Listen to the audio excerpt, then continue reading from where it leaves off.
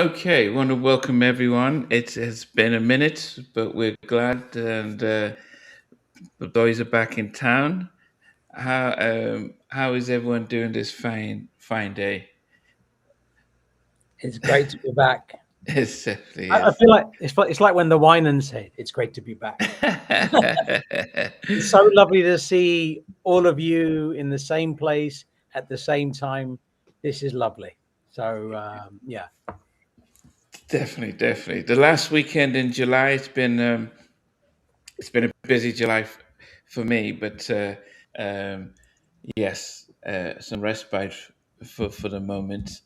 Um, we've got a special guest with us today. We've got none other than Jordan Knight from New Kids on the Block. How are you doing, Mr. Knight? Yeah, hey guys, I just got off the set of the Dirty Dog video, and I'm about to go in the studio with Teddy. I make Face the Music album. I can't wait. Hope all my fans are still with me in this musical direction change. And we're gonna go New Jack Swing and hippity hop, because we're hanging tough, y'all.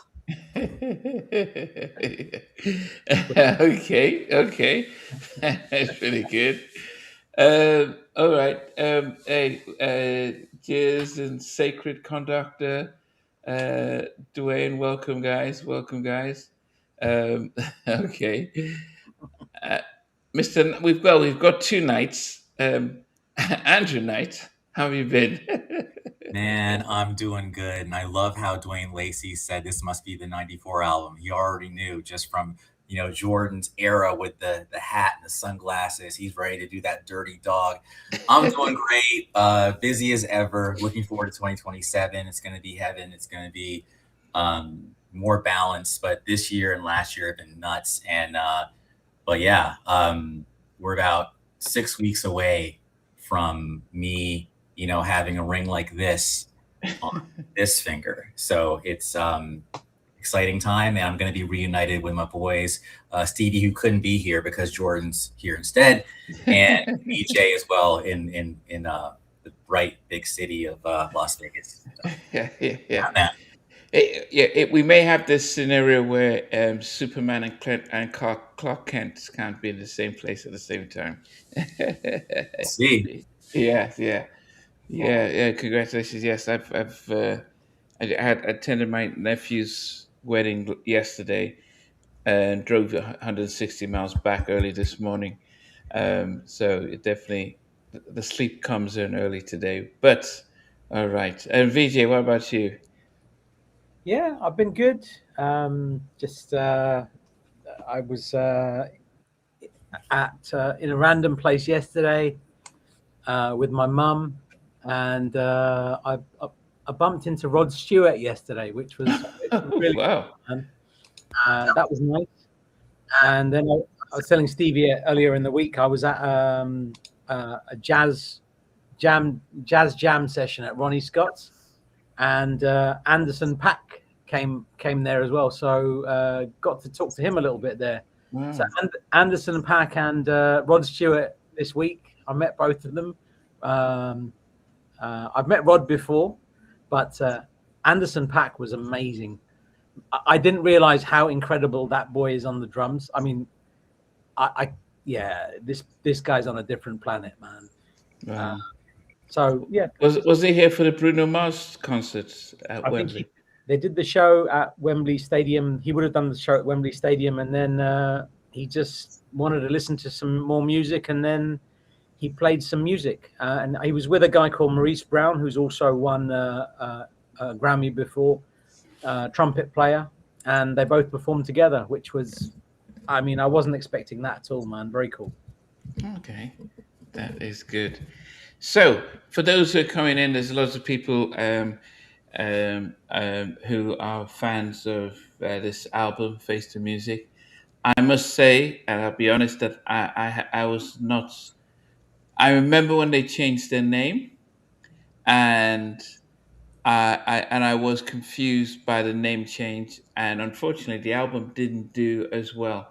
So it would be good for those of us who weren't too familiar with the transition from Hanging Tough and the big debut to this album, and what's your memories were when this album came out, and actually of the group itself. Oof. Oof. I was slightly embarrassed to buy it, to be quite honest.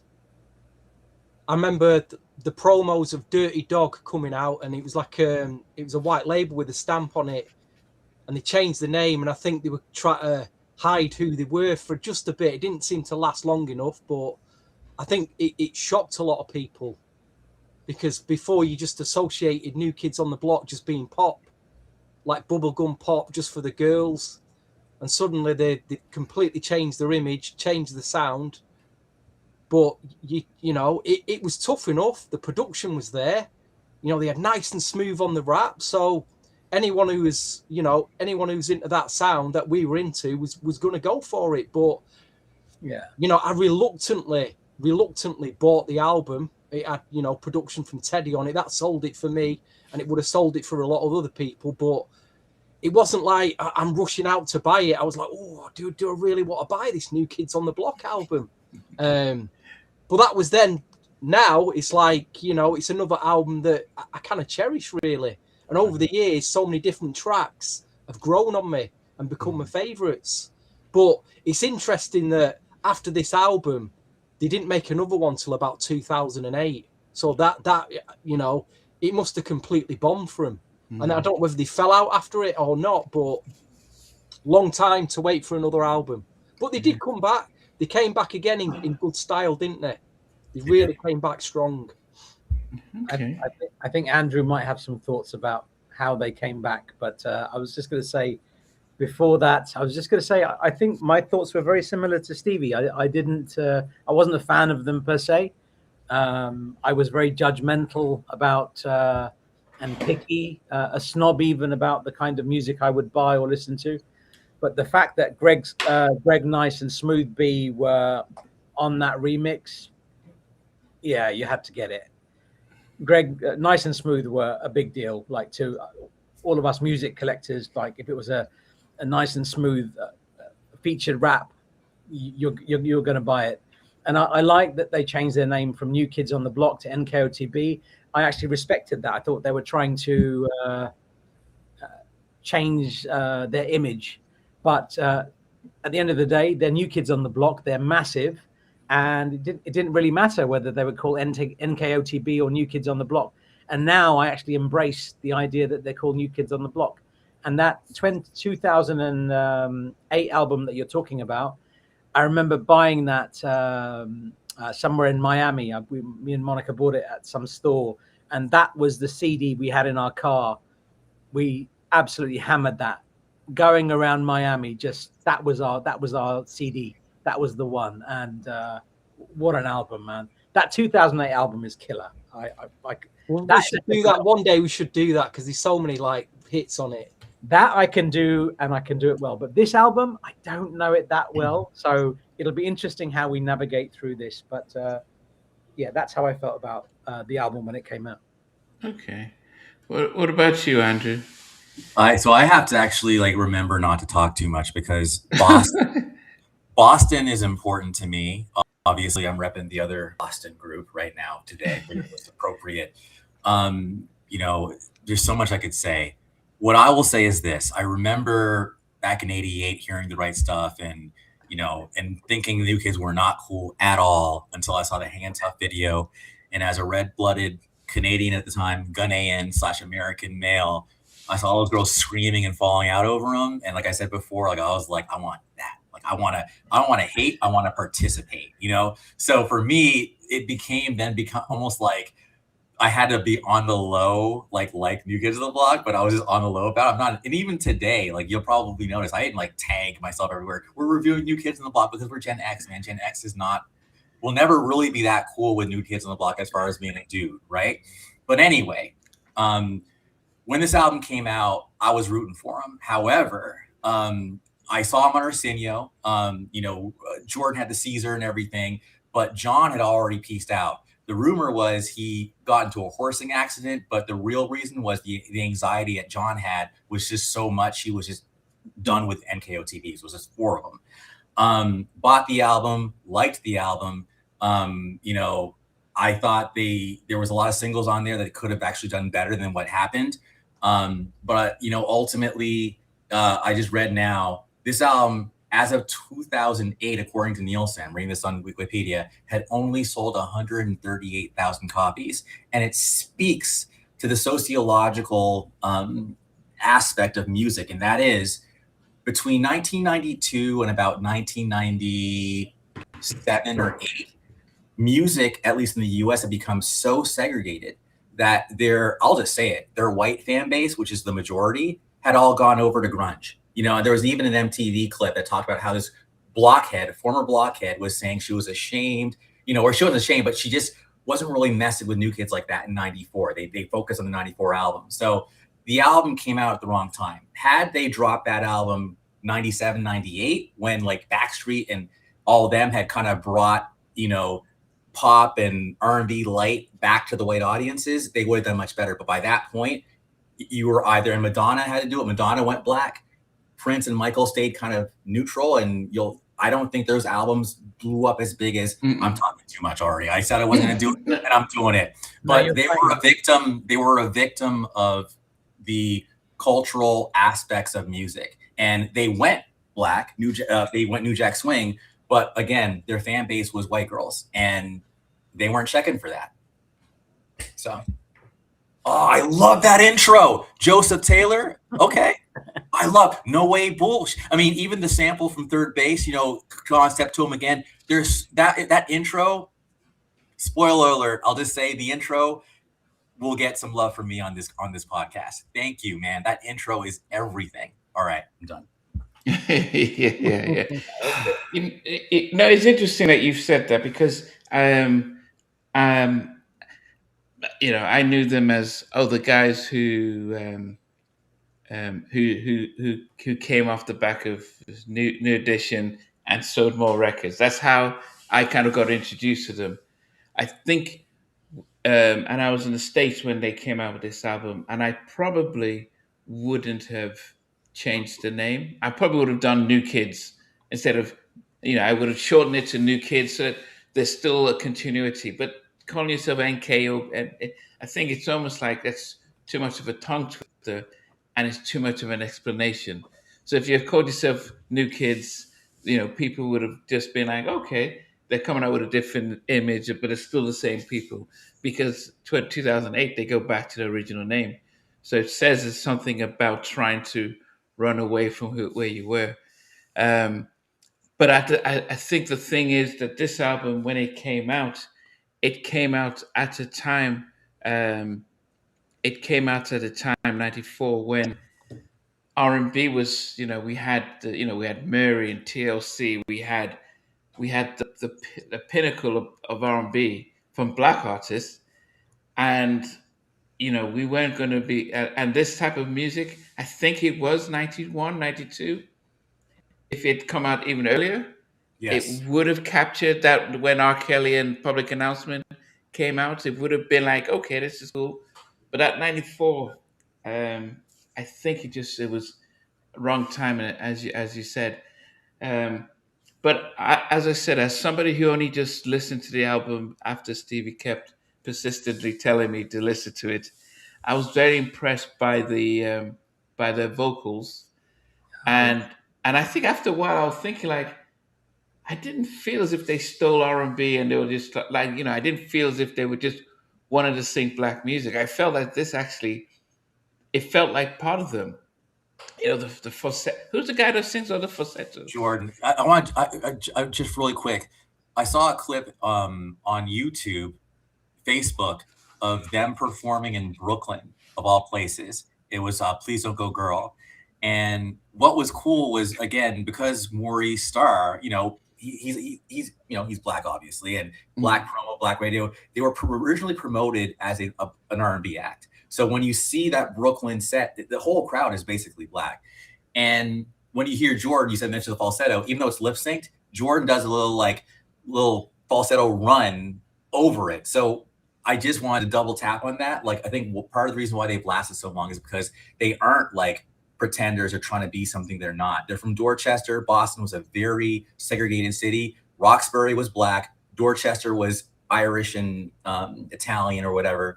But they're basically right next to each other. And the talent show that Maury Starr did was right, I think, in between that, or I think it was in Dorchester. Again, I'm talking too much already, but I just wanted to say, you're not yeah, you're right. Like it is who they are. Particularly, I would say like a Donnie, or again, Jordan, the falsetto guy. Yeah, go back, man. I just wanted to like just call out that video and the fact that they were promoted as black artists. They were on Apollo, for crying out loud, in 88, 89, 88. It was 88. How were they received in the UK?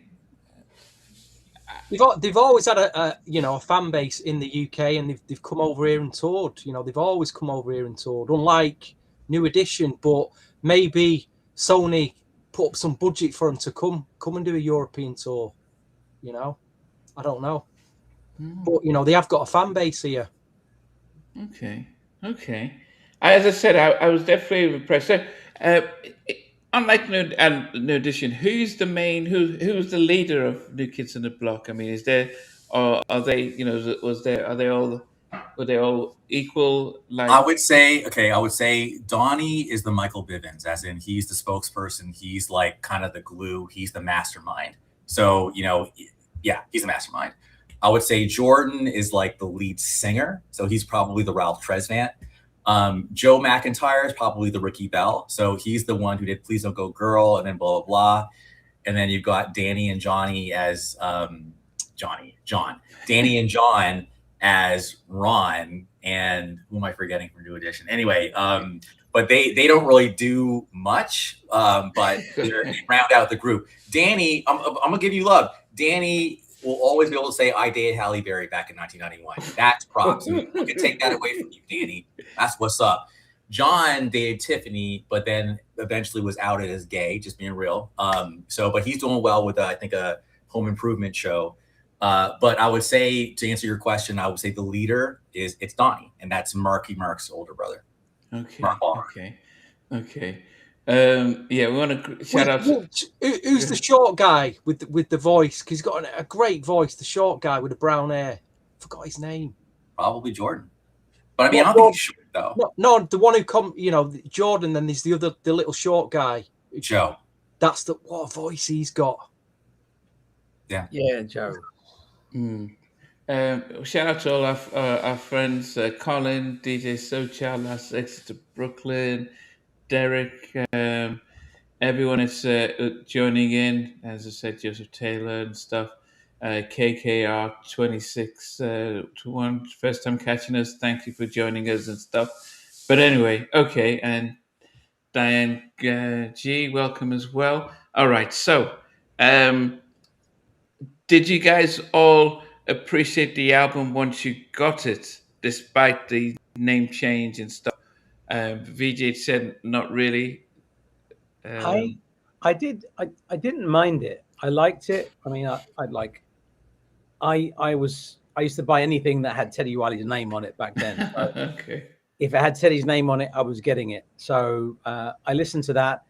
Obviously, you've got names like Narada Michael Walden on there, Walter Afanasieff, which is brilliant. Also, big fan of Wolf and Epic, and Richard Wolf's on there.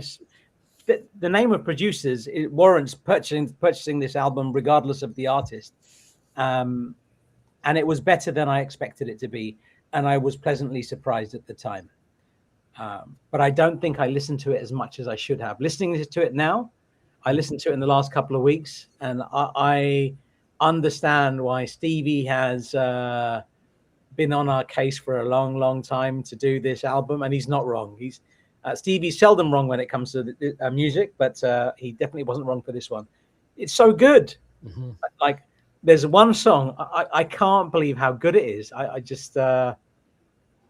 The great thing is, other tracks over time will just get you, but I just remember at the time I was playing, there was 6 tracks that I just played back to back over and over again. Mm. And over the years, there's other ballads on the album that Narada did and mid-tempos that they've really, come to the fore for me. But like I say, it's a strong album. It really is. And I did think they got the single choices a bit wrong. There's a couple of like ballads on here that should have been the singles that would have appealed straight away to their fan base and would have been a lot bigger. But they were going in, like you say, they were going in the direction we wanted him to go in, and unfortunately, it just didn't work for him. You know. Yeah. Why do you? So I mean, and I guess that's interesting to understand why this album. As I said, I remember when they came out with this album. I didn't appreciate the name change. I just thought it was. I think when you run away from who you really are, I think that's always a challenge. I think you just stay what you are and let people come to the music. But I think when you change your name, then you're changing your music. I think you're now looking for a new set of fans who are like, what's your legacy? What are we? What are we? What are we? What's your legacy here? You know, controversially, dare I even say this, but yeah, I don't know. Was there a bit of culture vulturing going on here because they jumped on a black music sound? They changed their image, like the way I'm dressed now. At the time, it was a very black urban sound. They used that sound. They used the image and everything, and then they moved away from it. They didn't used to do that before. It was all like ripped jeans, but t-shirts. Was there a bit of culture vulturing to try and have a hit? I don't know. Yeah. I'm playing devil's advocate there. What do people who are watching this going on? What do you think? Yeah, I mean, Andrew. I mean, were you in Canada when this came out? No, I was in Cali because it was 94, and I left Canada like August of 91. Okay. So funny enough, If You Go Away was a single in the fall of 91. So it was, and to me, in my headcanon, believe it or not, that was kind of like their swan song. That was like for the original run of the New Kids on the Block. If You Go Away was like literally like ironically, we are going away. This is the end. And so the album, which came out like 3 years later, pretty much, or 2 years later, that had If You Go Away on there, but it was an extended version of If You Go Away.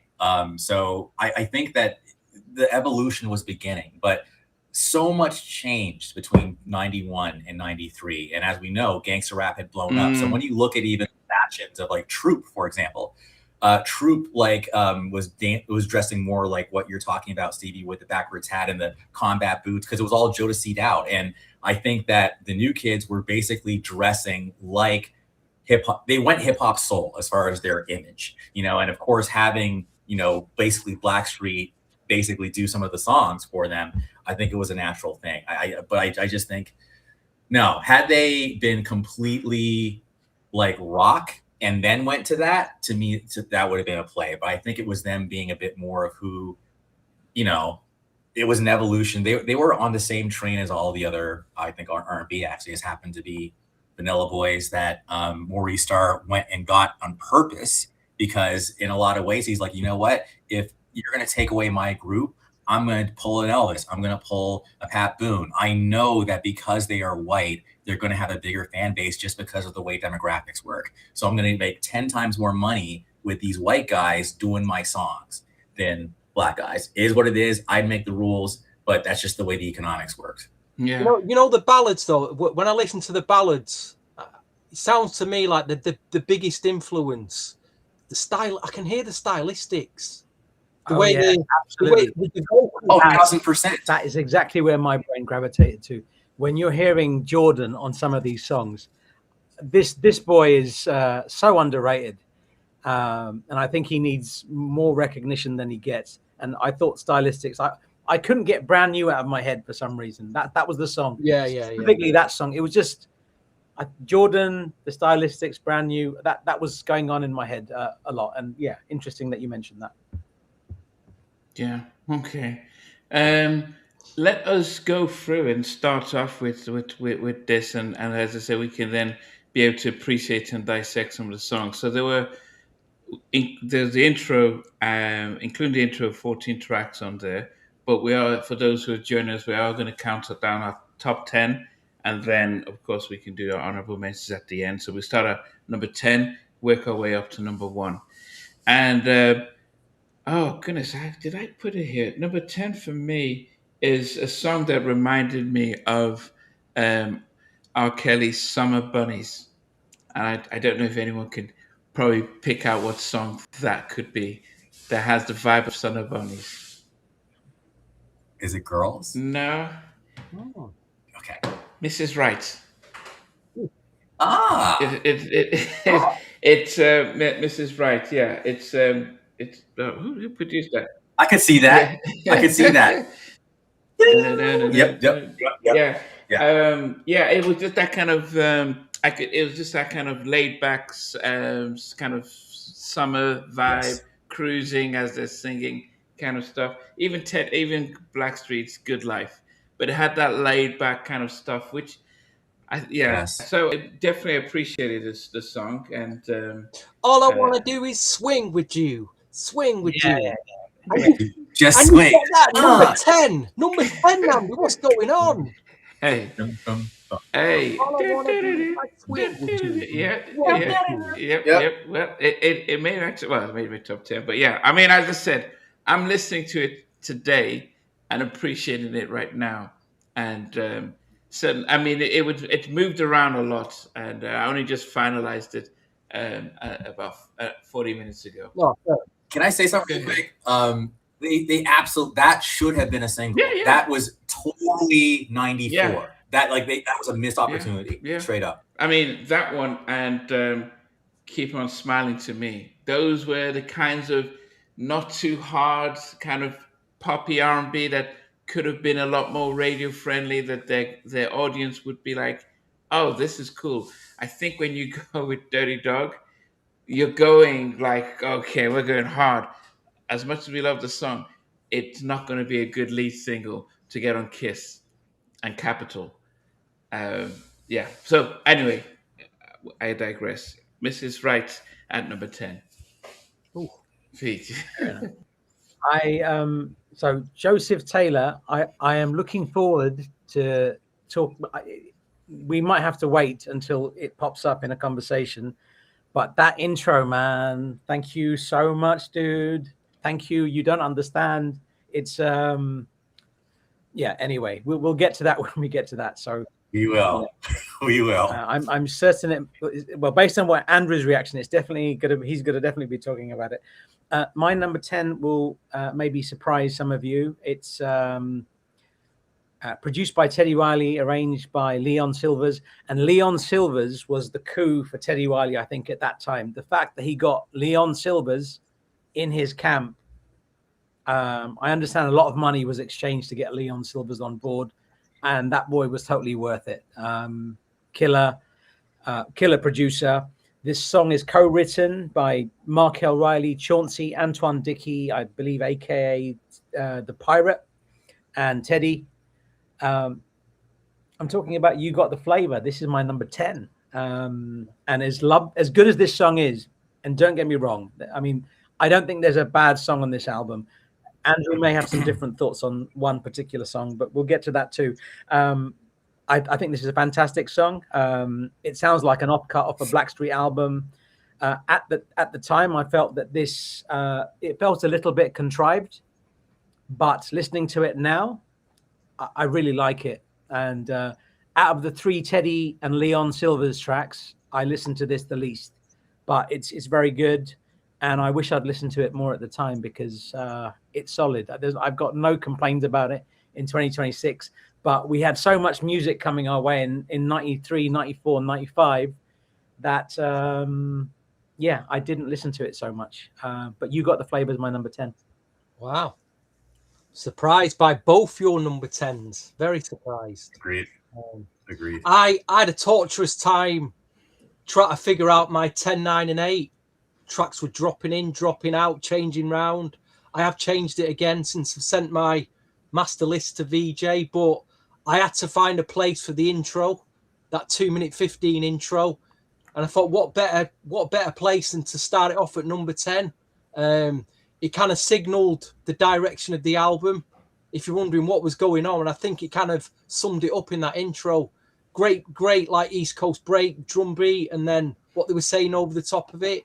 So yeah, intro faced the music the intro is at my number 10. Thank you, please. Nice. Okay. And seeing as you mentioned it, it doesn't make my top 10. I just wanted to say that because I just wanted to share something about some of the samples on that, if that's okay. Please. It has 5 samples on the intro. You had Mountain Long Red from 72, Grand Puba's 360 What Goes Around from 1992, Lou Donaldson's Ode to Billy Joe from 1967, Gangstar featuring Nice and Smooth from 1992, one of my favorite tracks ever. And it also samples Gangsters Take It Personal from 92. So I just wanted to share that. That's it. But I'm glad it's in your list, Stevie. Brilliant.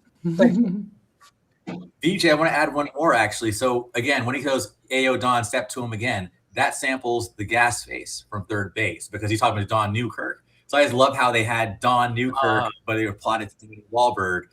And it was a white guy search. So there was a certain level of authenticity there. Like, we're going to take hip hop, but it was a white guy.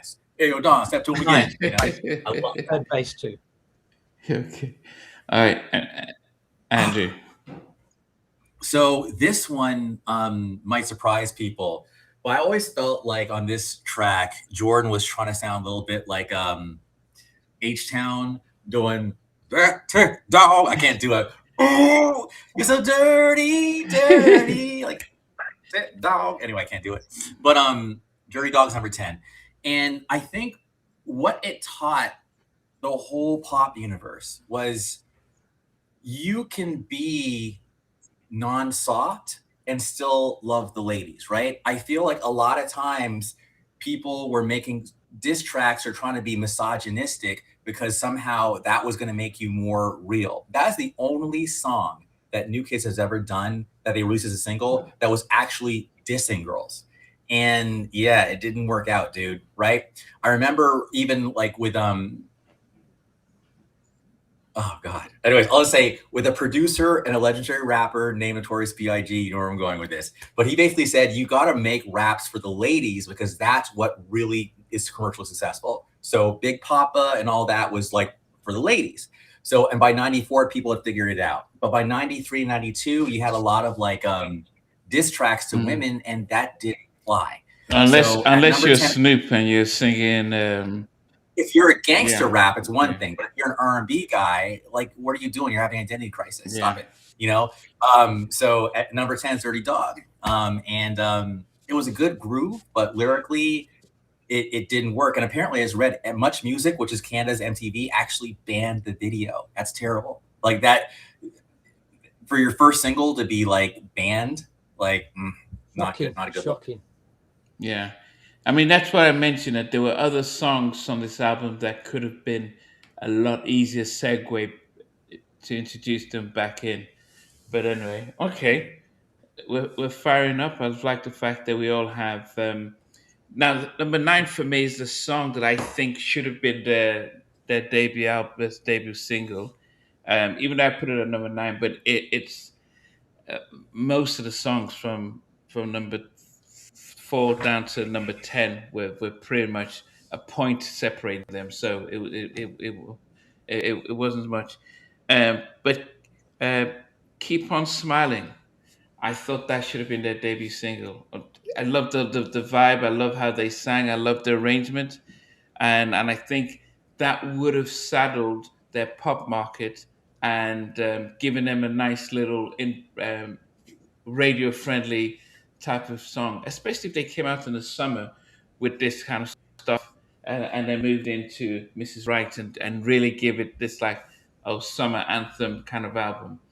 But yeah, that was Narada Michael Walden with the production on that. And yes, so that's number 9 for me. But it should have been their debut single. Fair enough. Before I say my number 9, just wanted to talk about what DJ Soulchild and Joseph Taylor, the producer of the intro, are talking about. They mentioned Marky Mark's "You Gotta Believe," and I just Joseph, you said that you were involved in 5 tracks on that album as well. I just want to say I couldn't tell anybody at the time because I was a snob. I wasn't allowed to like certain things. But You Gotta Believe was my song, man. I listened to that a lot. First time, it's taken me 34 years to admit it. I have the 12-inch. I've got the 7-inch. The song? I love You Gotta Believe, man. Okay, two things. Number one, I remember that came out this fall of '92, I want to say. And the funny thing is, my Cal High football team, apparently the coach picked that song, You Gotta Believe, because it's kind of like, gotta believe, and it was a definite workout song. Like, get him up, hit you for the blow to the back of the head, you won't get up. And then even like in the video, you go, yo, Donnie D, and it's like Donnie, Jordan, and Joe just like chilling on the car, right? Like, so anyway, it was a good song. So it's all good. I'm with you on that. It was a good song. Yeah. And I think you also understand why I had to be undercover liking that song. Because remember, the artist it wasn't Marky Mark, just Marky Mark. It was Marky Mark and the Funky Bunch. I wasn't going to tell my friends at school or wherever I was at the time, yeah, man, have you checked out that track? Undercover, I loved it. Anyway. I kind of put Marky Mark in the same. I put him in that circle with Vanilla Ice and MC Hammer, the rap stuff that was like just a bit poppy and cheesy, Sure. But yeah, I do need to dig that album out. I've got the CD somewhere. I've not listened to it for years, but I bet there'll be some fun tracks on that now. Yeah, definitely. And I think DJ Soulchild's saying that there's a swing track on there called "I Want You." I don't have the album, but I knew that single. I'll have to dig it out, man. My number 9 is a Narada Michael Walden track. All I will say about this track, it's I Can't Believe It's Over. I think it's fantastic. I think the production has so many layers to it. And Narada Michael Walden is the man. He's tapping into that Puff Johnson vibe that he had with some of the other stuff there that he was producing around 93, 94, 95, that era. So this is brilliant. I Can't Believe It's Over. That's my number 9. Wow. Yeah, well, I was toying with some of them tracks near the end of the album, some of them ballady type tracks. That didn't make it for me on foot, but it's still a good track. It is a good track. What did I think this track I've got at number 9. I originally had it at number 8. I put it back to number 9, but I think this would have fitted on their albums before. It's a ballad. This is new. This is a quintessential New Kids on the Block. It's got the stylistic type of vibe to it. I'll still be loving you. They're very New Kids. Very New Kids. Again, I didn't listen to it at all at the time, but I appreciate it a lot more now. It's kind of stood the test of time, that one. Yeah, man. I'm with you. It wouldn't surprise me if Knight's got it very high in his chart. Was that not a Still feel like yeah. I'm surprised that you did that, Stevie. Okay. Go ahead. Yeah. My number 9 is another one that had the album had a more successful run. It would have been a video like single, like a candidate, but it's not one of my favorites, but it was pretty good. It's called Let's Play House. I liked, the LL Cool J, To All the Cuties sample in there. It was just, it was very, I liked it. It was a solid track. Yeah, that's it. That's all I got. I kind of want to sing it, but I'm going to save my voice for other songs. But it was good. It was a good song. Well, I had that at number 8, and I put down here, there was a little keyboard solo. I was like, hey, do a little Devante Swing, little keyboard solo. But I said that this is, if I didn't see the album cover, I would have said this was a proper R&B kind of the vibe, the way they sound the chorus and everything. And, this was, touching on Uptown Records type of tracks that they would put out probably around 92. By 94, it's moved on slightly, but that's what I thought about it. It was, as I said, I listened to this and I thought, actually, these guys went faking it. I think this was the track I thought, like, these guys went faking it. Like you can't get away with you can't get away with just trying to do R&B. I think Backstreet Boys tried it, but but the way they were singing this, I thought they actually knew what they were doing. So yeah, I had it at number 8. Um, as I said, the difference between 8 and 5 were very minuscule as well. I'm stunned you both got that quite high up. Very stunned. Quite, yeah. No, it's as I said. This is for me. I had a different respect for the guys listening to this album, but also listening to some of these songs as well. I don't know who Tom Soros is, who did the production with Donny, and Jordan co-produced it, but it was definitely a nice track. Go ahead, Reed. My number 8 is a Walter Afanasieff track, "Since You Walked Into My Life," and this is so good. I think this is it's fantastic, and it has all the ingredients of a Walter Afanasieff track. I can imagine, I don't know, Mariah singing this, maybe. It's got that kind of vibe, It's a typical Walter track, and yeah, this is a contender for a single, man. Since You Walked, definitely, man. This could have been a single, no doubt about it. Brilliant song, but something's got to go at number 8, and yeah, that's it. Wow. Yeah, that's legit. But it's a great song, isn't it? Like that instrumentation's crazy. I'm holding back, man. I gotta save my comments for when I bring it up. Yeah, sure. Those sounds, man, brilliant. Number 8 for me. This is the discovery on the album for me, because again, I did not play this track at all back then, and I'm kicking myself because it just, again, it sounds great now, and I'm going to be playing it a lot more. But it's the Narada Michael Walden produced "Keep On Smiling," and I bumped it up. It was at number 9. I bumped it up to number 8. I thought this is really strong, Great track, good mid-tempo, like soulful R&B track. Yeah, and I just wanted to comment on what Jake Green has said there. The thing is, like, there were a lot of artists that came out back then, and they had like heavy hitter producers on there. So if you got a New Kids on the Block and they've got production by Teddy Riley, why on earth would we not talk about it? If a Narada Michael Walden's on there, why would we not talk about it?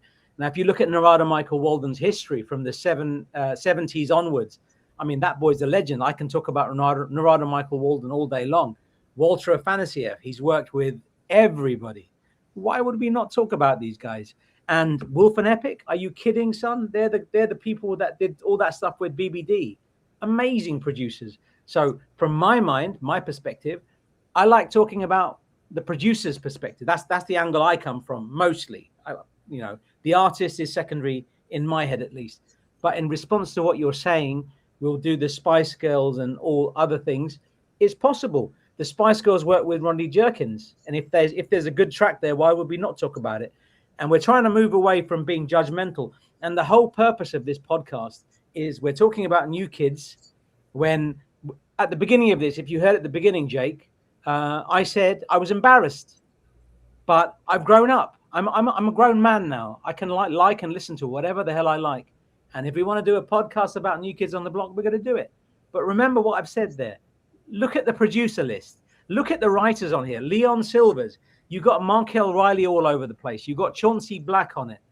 The writers alone. You got Trey Lorenz on this. Now, you cannot tell me for 1 second that this album does not warrant a podcast. So, politely, I disagree with what you say. I just wanted to say that. Sorry, Andrew, you were about to say something.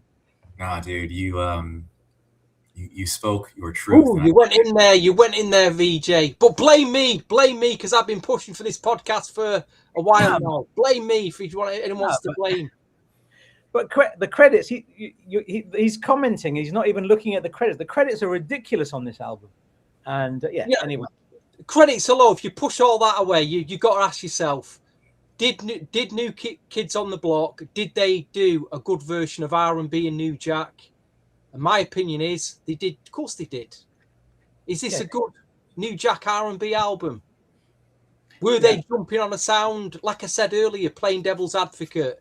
Were they culture vulturing? Probably were, yeah. But did they make some good New Jack swing? Definitely yes.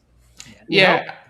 Yeah, I don't know about culture vulture. I think if because we would always say that with when NSYNC came out, but Timberlake has been consistent with his passion for soul music. Um, so it's whether you are jumping on a brand of music because you can see it's going to get you're going to make money and sell records because the label wants you to do it, or actually this is stuff that you listen to and you love, and it can't be just because country started with as a black form of music, and then it kind of got dominated by another ethnic group, and then Maybe they always wanted to do this sound, but because they were kids at the time, they were being told what to do, what kind of music to make, and it's very poppy. Yeah. So as they've grown up, it was like they probably had a bit more say and said, "Yeah, we want to go down this R&B route a bit more."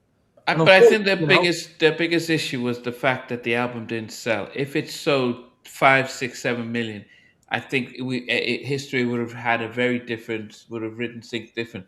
Madonna did bedtime stories. We all jumped on that. We know what when she did is it bedtime stories? Sorry. No, it is bedtime stories. You're right. Bedtime stories with secrets and human nature. Yeah, and all you that. could call her a culture vulture for that. We need to do that podcast. Yeah, that would actually be fun. Who's next? I'm sorry. Me. I'm next. We'll get there. Fine, we'll get there for Andrew. We'll get there. All right. So the story for number 8, really quickly, because again, I was actually always rooting for the guys. I have a thing for like underdogs. If you're an underdog, you will get my attention.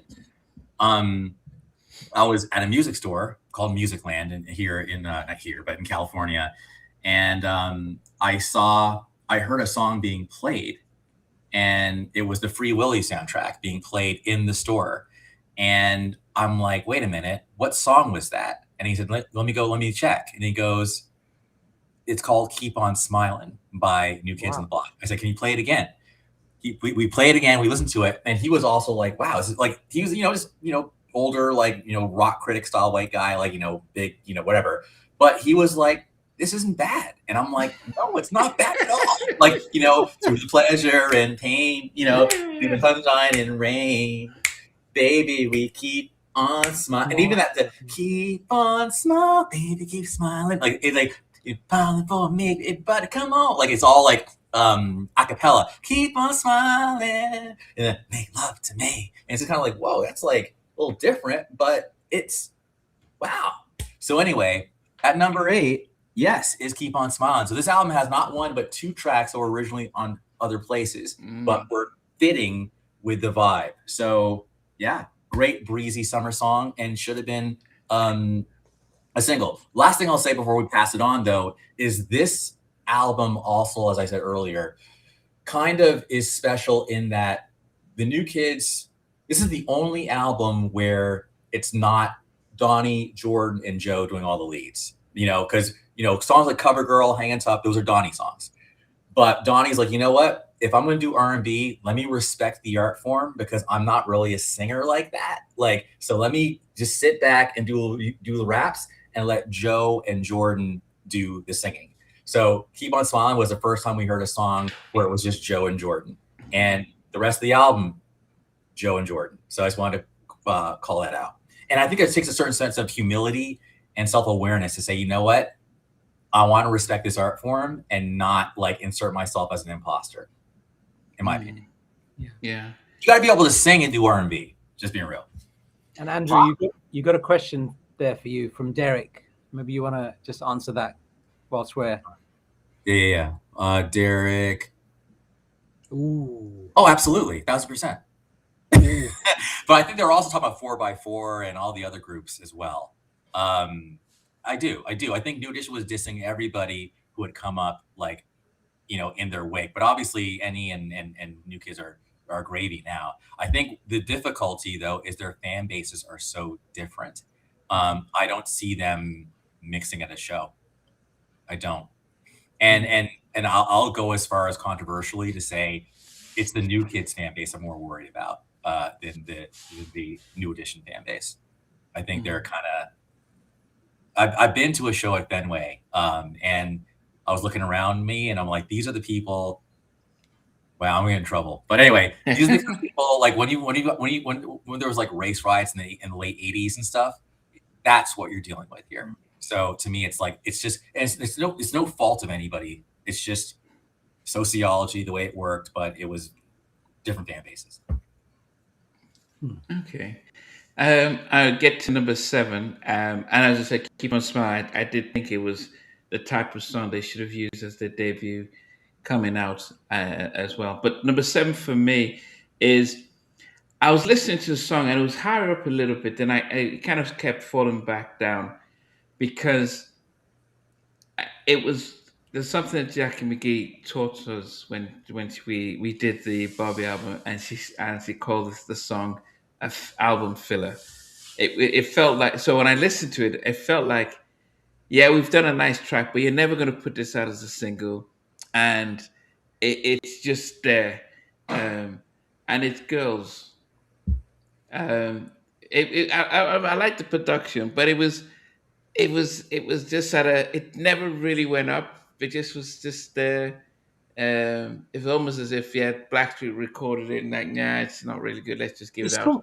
There's something missing in it, isn't there? Yeah. When you listen, there's just something missing. Yeah. It just didn't. It just felt like safe and just like on that plane, and I just felt like, okay, yeah, I like the. In fact, what did it remind me of? It almost reminded me of I'm a 90s Girl, but without the remix. It just felt just on a safe level.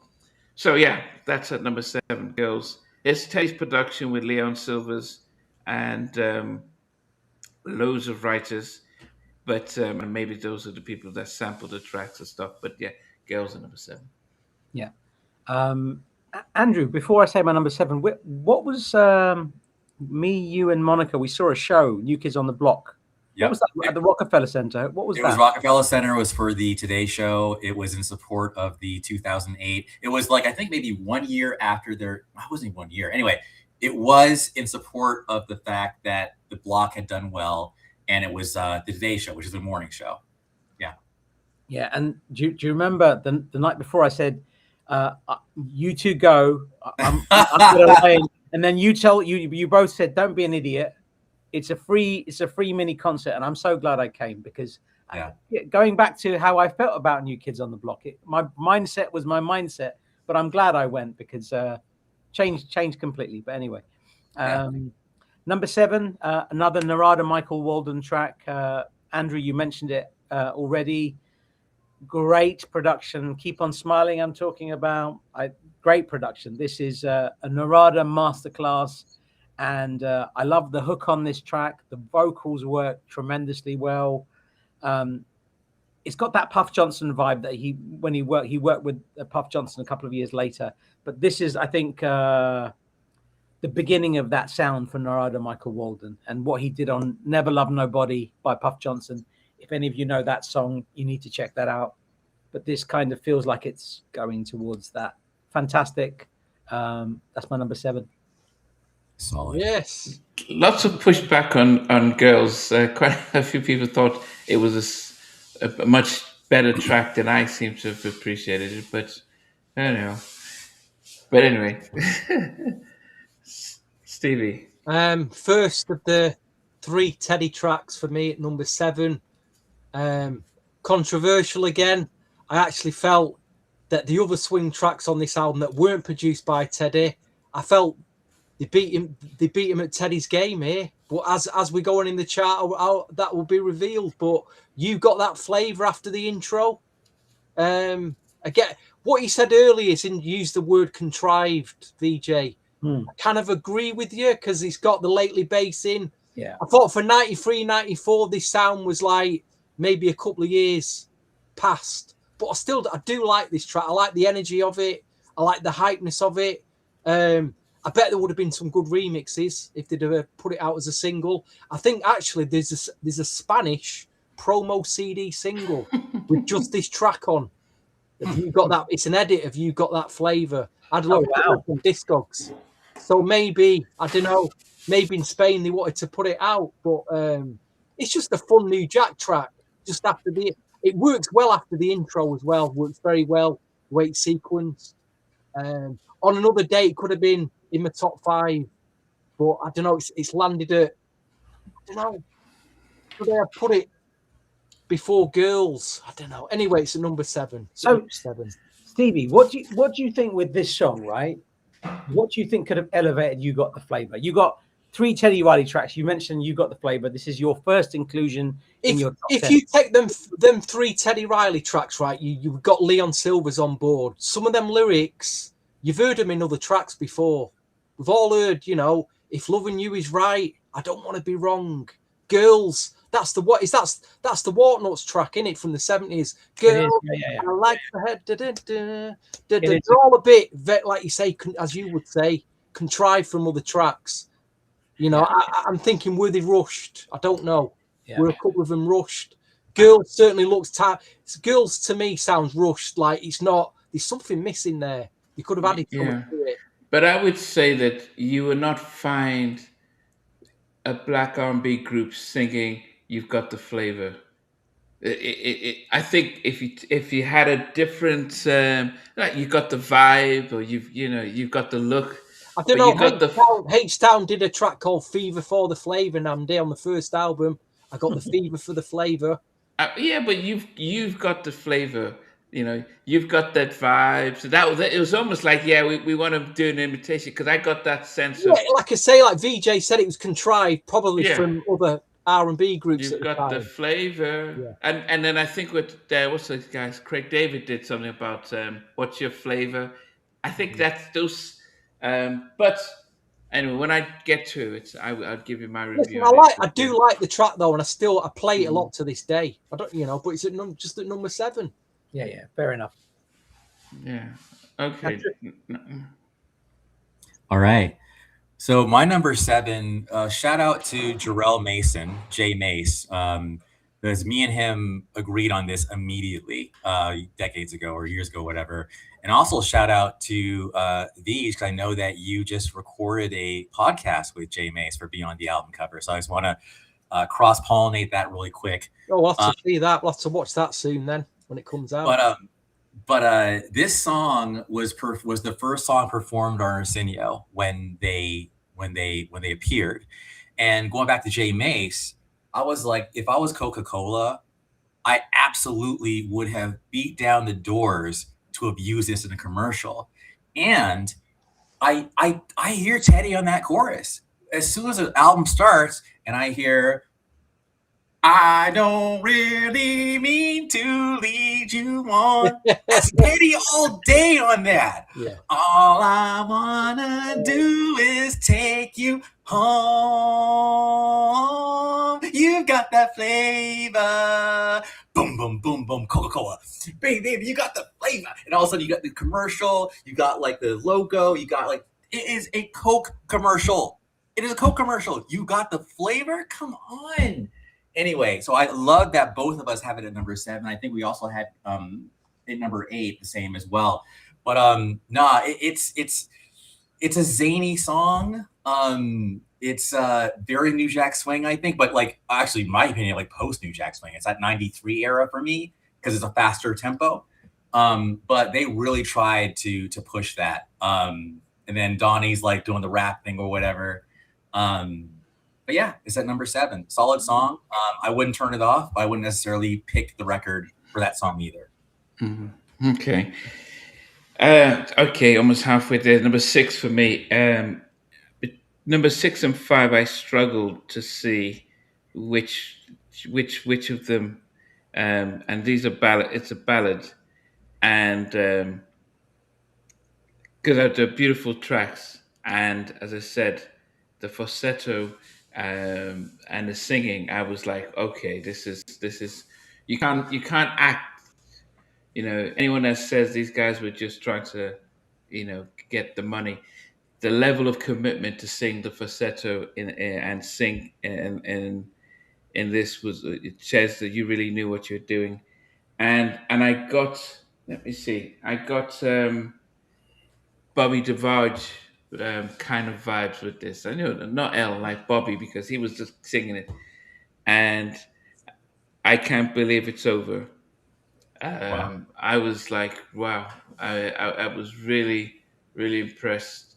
And I think also, yeah, no, it wasn't. Yeah, the number five is the one that I thought was another producer, but I really was this on their previous album. Which one?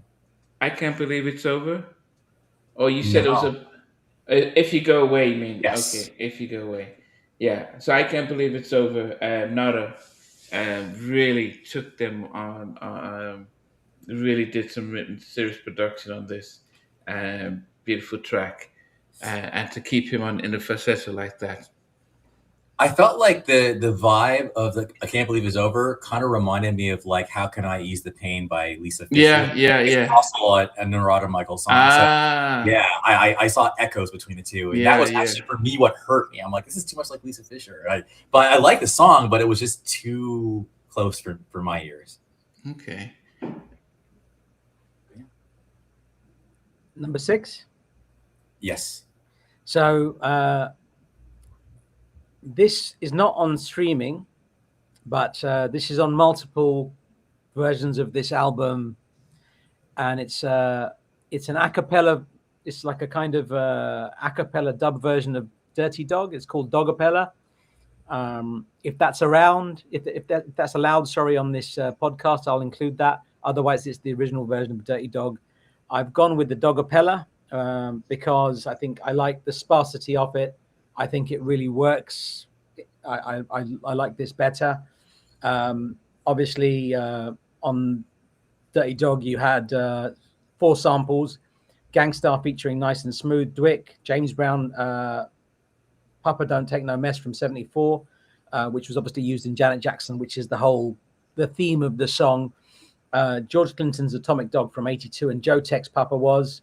The beats are brilliant on the original Dirty Dog, but I preferred this one. I thought it was a good single, and I understand why they wanted to go with it, because it was quite an exciting prospect. The idea of new kids trying to morph into a butterfly, for want of a better expression. They were trying to break away from, shed some old skin and break away from what they were doing before, and work with a reputable hip-hop act in Nice and Smooth. I thought that was an exciting idea.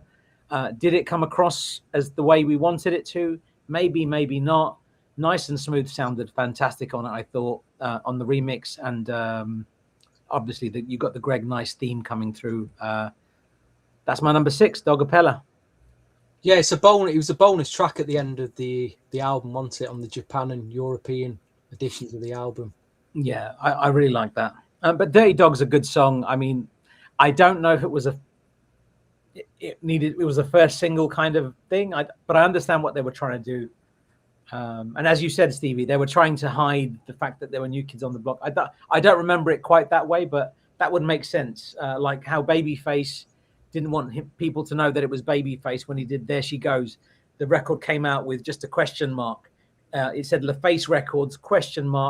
There She Goes. So you had no clue who it was. And they've done that many times. They did that. There was a song that used to play on Choice FM, and it was a New Jack Swing track, I think, by Cliff Richard. And they didn't admit that it was Cliff Richard. And then everybody was playing it. All radio stations started picking up. The moment they found out it was Cliff Richard, they dropped it. Yeah, I remember that. Wow. I remember getting the record mailed in the post as well. Like, what's this? They didn't want to tell us who it was. I'll tell you, it was labelled The Black Knight. Yeah, but that's Black it. Knight, full crew mix. Yeah, and that's what happens when you're trying to tap into a market that you are not known for. And that links into exactly what you were saying there, Jake, earlier. They're trying to do something that they're not known for, but that doesn't mean that they shouldn't be allowed to try if they want to, if that's their interest and they're trying to break into that. Like you could talk about Michael Jackson's You Rock My World. Did that sound really suit Michael Jackson? Is that what he was known for? Could you really dance to Michael Jackson, You Rock My World in 2001 in a club? Did that feel natural to you?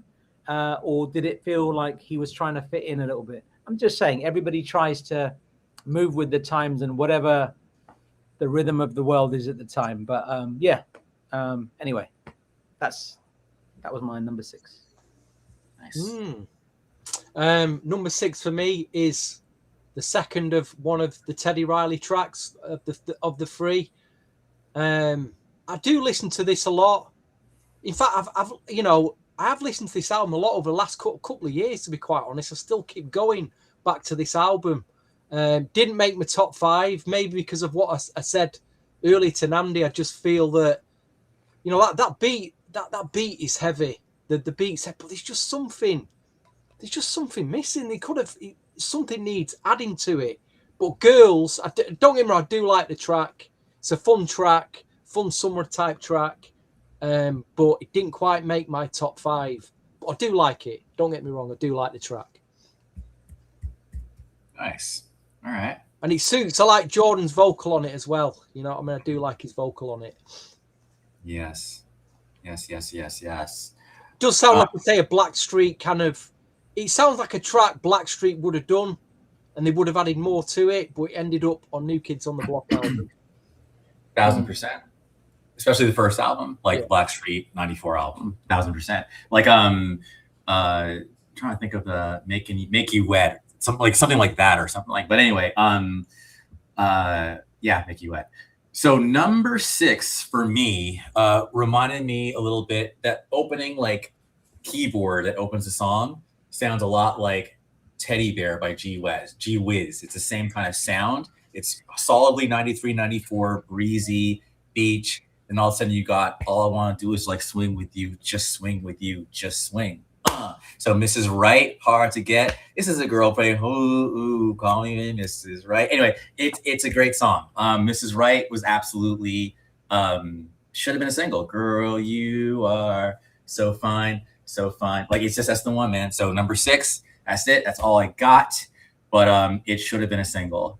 It totally fit 94. Literally. And back then, like, music is not this way now. I think music is a bit more timeless now. But back before, like, I'd say 2000, you knew if a song sounded like 86 or 89 or 82. Like, it was literally that specific. And 94 had a certain sound, and it was a slower tempo and a certain production style. Maybe it was the keyboards, but yeah, this is right, number 6. Okay. So we're halfway through, guys. My number 5 was a song that I looked at the credits and said, oh, I thought Jim and Terry did this production, because it reminded me of a song that their Boston neighbors would normally sing. I wonder if Andrew can pick out which ballad on the album is a New Edition type Jimmy Terry track. Oof. No, I'm actually gonna abstain. I don't want to. Yeah. If You Go Away, it felt like, of course, I don't know. I could hear Jordan, but the other guy is more like Ricky, because no one can be Johnny Gill. But the back and forth, the way it starts off, it's very Jimmy and Terry, how they just start off with the piano and then they go into their various parts there. But I was really impressed by it, and as I said, I was battling between that and I Can't Believe It's Over, as in which one is higher up. And but If You Go Away, as I said, really, I like my ballads, and I really appreciated that one. Wow. Oh, nice. Okay. What's that point that we're making? I think you're talking about the Cliff Richard song from Janet Jackson's first album. And Derek, you mentioned a Glenn Medeiros song produced by Bobby and Ralph. I didn't know that Val Young was on backing. I need to revisit the Glenn Medeiros album if that's the case. I'm a big Val Young fan, and I didn't know that. So I didn't know that album, so I'm gonna check it out. Thank you for sharing that. Yeah. My number 5 is produced by Richard Wolff. Up tempo, to me, keeping my fingers crossed, sounds like Gangster Part 2. And I know, Marco, you said that Wolff and Epic are NJS imposters. I couldn't care what they are. They sound brilliant to me, man. And I think they've never disappointed. everything they've done, I've liked. I really like the production on this. Keeping my fingers crossed is my number 5. Wow. I wanna Good see to mine. good to have Marco back. We've not seen him for quite a while now. He disagrees with everything we say, but that's why we like him. No, welcome back, Marco. We Yeah, have that's why definitely we missed you. like him. You know. We've definitely missed you. So you had what at number 5? Keeping my fingers crossed. And Namdi, you had If You Go Away. Yeah. Damn, you're revealing some big hitters here, pretty high up, Namdi. Anyway, number 5 for me, more of a memory for me. I got to, at the time when this single dropped, I got to DJ at one and only Soul Weekend in Great Yarm, I think it was. A big shout to Colonel C, who does watch these podcasts. He was DJing. I did a set down there, and I remember buying a few import 12s, taking a few import 12s with me, and that I'd bought around those weeks. One of them was Hammer Pumps and a Bump for the Bump Teddy Bump remix, and the second one was this NKTOB Dirty Dog with a fat remix on it. I remember playing it, and I think after I played Hammer Pumps and a Bump. So yeah, Dirty Dog, just because of the memory of the first single coming out and that fresh import 12 makes my number 5. I really enjoyed that single. You know, I did the rap on it, and you know, nice and smooth on it. Yeah, number 5 for me, old Dirty Dog. It's good to hear it again. It's kind of fun and watching the video again. It inspired my look tonight, the old video. You know. Good. Very nice. I have never sung this song in my life, so this could be embarrassing. I'm way too open with you guys, but I just gotta give love for it. So I'll say this first. I might decide not to do it. At number 5 is a ballad, and I actually felt like it could be a good sequel, right? Because even the opening instrumentation harkens back to the song that it was originally following. So one member says, I'm actually going to lower the key. Fuck it. No, I'm not. Till forever's come and gone, till the mountains tumble down, I'll still be loving you, girl, till the stars fall from the sky, till the seas all run dry. Sorry, I'll still be loving you. That was terrible. Anyway, I'll still be loving you. It's the second last song, and I feel like towards the end, Joe's actually doing some pretty cool rips, man. Like he's really like getting into it. The veins probably popping out. So yeah, that was a good song, and I think that it could have been a single, but it's just all him. So yeah, I'll Still Be Loving You is like I'll Be Loving You Forever was the big hit from '89, and I'll Still Be Loving You is like from '94, which back then was like eons ago, right? Or eons apart. But that's number 5. That is the beginning of, in my opinion, the heavy hitters on the album. And the beginning of the heavy hitters. Yeah. In my yeah, I think it was a mistake to put some of those big tracks, some of those ballads all at the end and stuff, because you could get album fatigue by then. But where are we at? Number 4? Mm-hmm. Yeah, number 4 for me. What's this? Okay. Number 4 for me is I was actually what I did was listen to the album without looking at the producer credits, so that I didn't get it heavily influenced either way, and just listen to the track. And of course, when I listened to this track, I did think, this reminds me of a track that came out a couple of years earlier, and maybe if the lyrics were changed, I would have appreciated it. It could have been a little bit higher up. But the 2 tracks that just come to mind is Vibe and Here We Go, from Rex and Effects, Here We Go. And that's You've Got the Flavor. Here We Go. Ready or Not. Was that Ready or Not, the remix version of Where Is It? Ready or Not. But as I said, lyrically, I think just the saying "You've Got the Flavor" doesn't sound like didn't feel like authentic. It's like, you got the flavor. That's just one of those abstract kind of things that and maybe it was like, hey, let's do an R. Kelly. You got the vibe, so let's do you got the flavor. I think um, if they'd changed it, you've got the style, you've got the look, I don't know. I think that would have been. I think it would have felt a lot more authentic. The second thing is, why do you go to Teddy Riley and not put this out before Dirty Dog? Yeah. Because I think it just didn't make sense that he had his 3 tracks and they don't put any of them as a single. So his Teddy's track record of doing remixes, especially what the Blackstreet stuff was going on, they should have bounced on that. But You Got the Flavor is at number 4 for me. Fair enough. And before I say my number 4, I mean, Jake has got some very interesting thoughts today, and I sometimes if you poke the bear reacts and has something to say. You've just said that a real R&B group like Jodeci wouldn't do this or they wouldn't do that.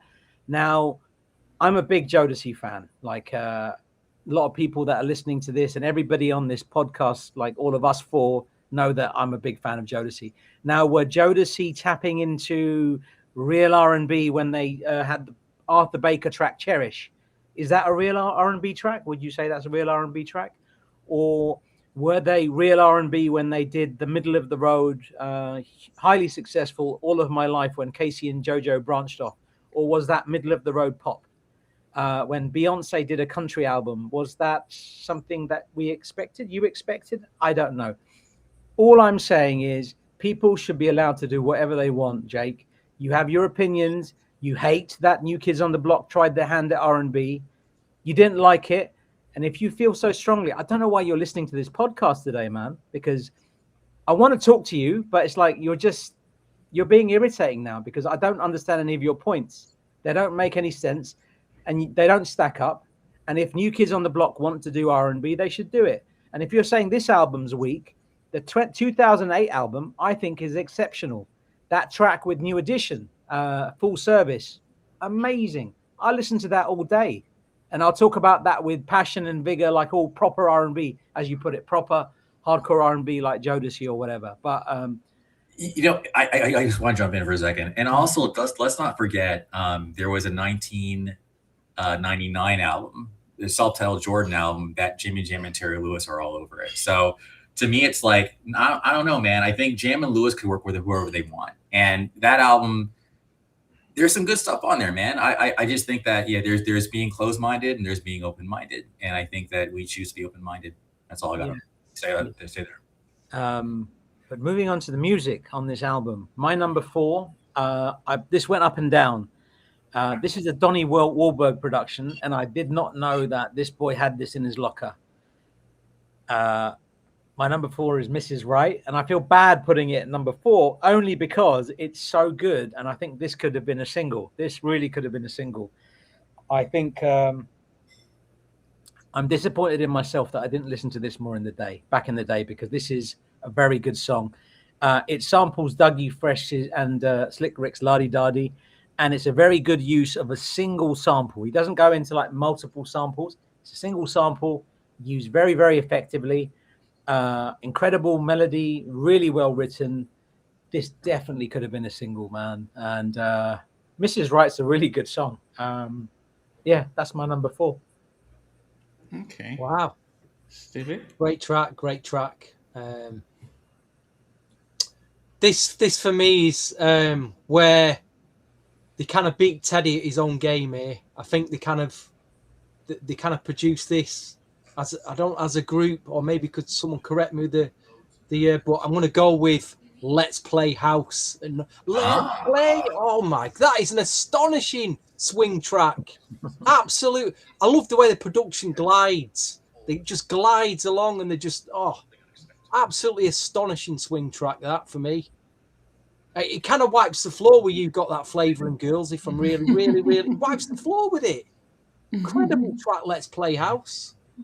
Reminds me of Soul Convention, that kind of production as well.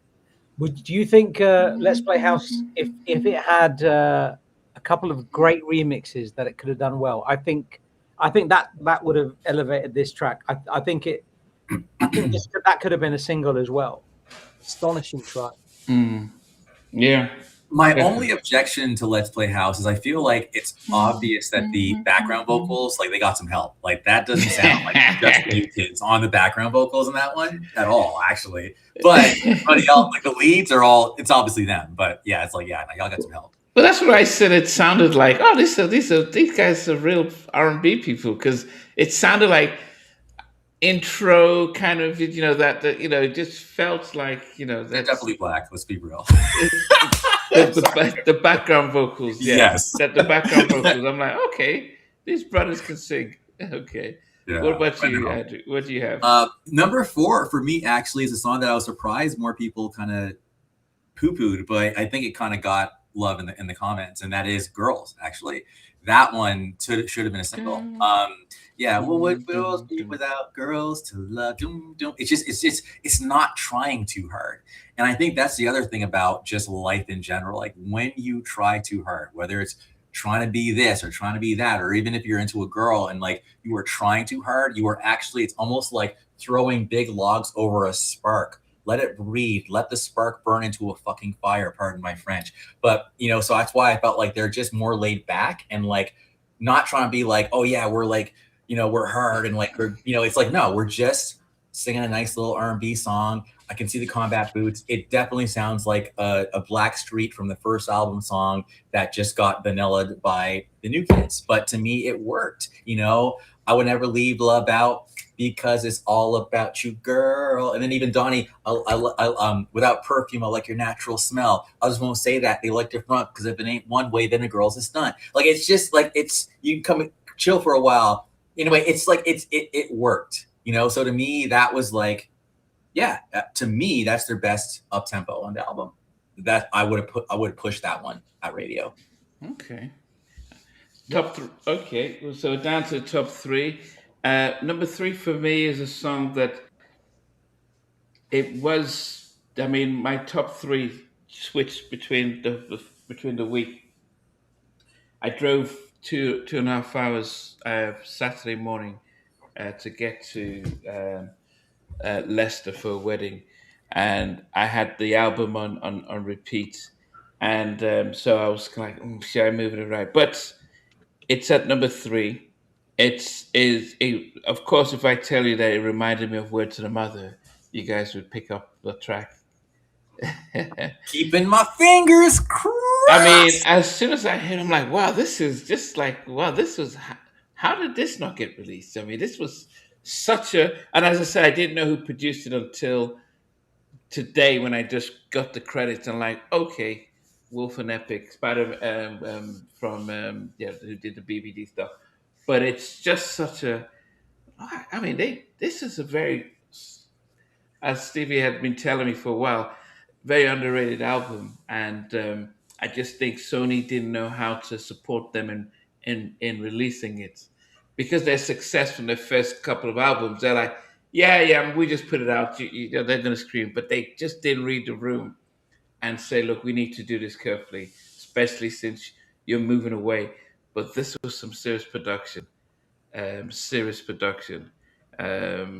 Yes. Keep them up. Yeah, definitely. If anyone hasn't heard it, please check it out. And you just be... There are some parts of the lyrics that they said, pull the trigger. And I was like, if this was a black group, they would have said, and they would have used the N-word. They would have just. Yes. I was waiting for it. They pulled the trigger. And I'm like, okay, yep, I'm waiting for the N-word to drop in. But then a little suspect with the lyrics. She had just turned 17 and she was having a baby. I'm like, okay, why with the young girls? Why can't we have a 19 or 20 or 30-year-old girl? But anyway, beautiful track, beautiful production. At number 3. Very nice, man. Track. You know what? More than the fact that you put that wherever you put that, it's the way you explain that. I think you really like that song, dude. Yeah. You really like that song. That's nice. It's nice. You know what? You know, Stevie's been on your case, right, forever to listen to this as album. You listen to it, and even if you walked away with one song where you feel like that you never heard before, that's it, man. Yeah, it's great, man. My number 3 is a Walter Afanasieff track. It's If You Go Away, and this isn't good. This is magnificent. This song is great. As a pop ballad, this fits very well into what New Kids had done previously. I mentioned Mariah Carey and Whitney Houston before. This is that kind of song. Walter Afanasieff track, co-written by Trey Lorenz, who obviously worked with Walter quite a lot. And I think as this song goes on, it just gets better and better. And that falsetto too, man, damn. It's a solid song. And I understand why this was this a limited release single? Was it? I don't know. Was it? It was a radio only single in the fall of '91, and it was like there was a video for it and everything. It's black and white. It's actually very kind of like the video is very mournful. It's very much like, yeah, this shit is done. I'm sorry, my friends, but like it's like, but it was just a sad video and this sad song, but it's also it's not probably the realest song they ever did up to that point, because everything else was just bubblegum. But that was just straight, I messed up. Please don't go away, because you're going to ruin my life. And I think girl could be like, you know what? I don't trust you anymore. Trust is gone. I'm out. But yeah. Brilliant. I mean, this song though, man, If You Go Away, this is a great song. That's all I got to say. Number 3, If You Go Away. Solid song. I listened to it 3 times today, back to back, and I thought, wow, how good is this? Mm. Wow. Yeah. Yes to Marco on Laquan. All right. Derek. I guess there's one thing I just remembered that, especially when we're talking about groups that culture vultures are selling out. And if anyone had ever watched the interview I did with DJ Soulchild, he had an opportunity to sign with a major record deal, but they wanted them to do pop music like New Kids or Backstreet Boys. And he was like, but that's not me. And he turned down the record deal, and the group were devastated. But he was like, I can't do what I'm not.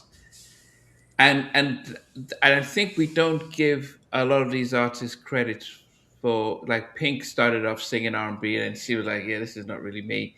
Went into where she is and she blew up. And I think there's something about, it's quite easy to think people are just taking music just for the sake of it. But when you hear real people speak about their own experiences, how they turned down an opportunity to blow up because it just wasn't who they were, they couldn't lie and couldn't pretend, then you realize that actually when we do hear people who are singing, like Mariah Carey, she was selling more records when she did Vision of Love, but that wasn't who she was. And when she came out with Honey and all that stuff, that was who she was, and she shined in it. So I think we have to respect some of these artists and stuff. So anyway, go ahead, Steve. There's a couple of videos that I really watch a lot. One of them's probably because they're set in New York. The Jane Child, Don't Want to Fall in Love. I love the settings of New York because it just makes you want to go there. And there's a scene in this particular video where Jordan Knight sat in a diner. And if we ever meet up in New York again, guys, I don't know if that diner's still there. I don't know where it is, but I want to go to that diner and just sit there and have a coffee. But the song I'm talking about is the final Teddy Riley track. On another day, this would have been number 1 because I just think it's a great little Teddy mid-tempo track. Quite long as well. They did an edit of it on the single. But it's Never Gonna Let You Go or Never Let You Go. If loving you is right, girl, I don't want to be wrong. It's that classic 70s soul line opens the track with. But that's a great track. That is a great Teddy track. Which one? No. Jordan, Never Let You Go. That mid-tempo. Okay. That is a great what an Albie Shore-ish vibe too. yeah. And a great video where he's out in the snow with his big coat on and just all very 94. That should have been a lot bigger, that track. Yeah, it really should have. Really should have. Amazing song. Mhm. Okay, Andrew, what about you? My number three. I remember the radio station. There was two big stations out here in California, and Jordan actually showed up to a station and did an interview. And this is back in, this is like 93, 94, before the album came out, actually. And he was saying how they were working on a solo album, and this was originally a solo track for Jordan, but they eventually turned it into a song for New Kids on the Block. I almost said New Edition. It's crazy. And for me, that was the first time I heard the song on the radio as an exclusive before anybody else could hear it. But then Joe was on the song, but the version put on the radio ended before the part of the song on the album, which kind of goes, since you walked into my life, girl, nothing ever felt so right. Oh, baby, I want to be with you. Like, dude, those background vocals, the way Walter Afanasieff makes music, it's almost like this. It sounds like crystals. It's just so crisp, clean, and just it fucking shimmers, you know? So at number 3 is Ever Since You Walked Into My Life. That should have been a single, I think. It almost had a Peter Cetera type grown man, but grown like adult contemporary, like middle of the road type sound. But the 90s did that all day. You just mentioned, Nambi, that was kind of Mariah Carey's sound on the Music Box album. So that's the one.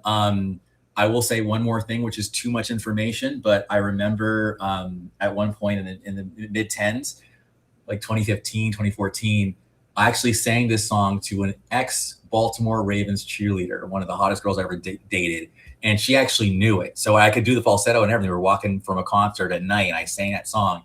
I think that absolutely won me points as far as like finally securing the bag. DJ, you know who I'm talking about. Anyway, Since You Walked Into My Life is at number 3, and I just think that you have to have ears like mine to appreciate the magic that song is. It's a tapestry of sound, and it's very much a companion to If You Go Away. They're like sonic siblings. Okay. I don't like it at all. Andrew with the ballads. Okay, I can imagine what number 1 is for you. Okay, number 2. I'll just go straight to it. No jumping around.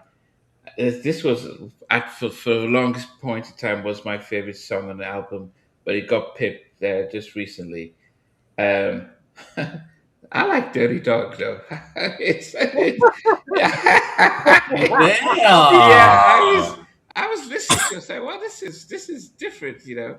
I didn't know the lyrics, so I didn't understand why the controversy. But I think as much as I think it's a really smashing song, I would never put it out as a first single, because I wouldn't put it out as a single just because it's just a little, you did the whole naughty by nature type of, walking around with those frogs for your dogs. So but I did like it. I appreciate it. I love the rap, the nice and smooth rap. I loved how it went and stuff. Dirty dog. Yeah, I was like really like, okay, this is really good. As I said, I'm listening to it in 2026 as opposed to 1994. So I don't know how I would have appreciated. I don't think I would have appreciated it back then like I did now. But I said actually I like the whole flow, and it was number 1 for a long time, but it's at number 2. Dog. Nice, man. Respect.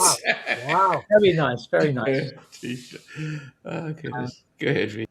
My number 2 is produced by Teddy Riley and Leon Sylvers, and that alone as like a base level conversation in 1994. It's this song is just brilliant. Co-written by Teddy, Leon, Antoine Dickey, and Markel. This should have been a single. 2 samples on this.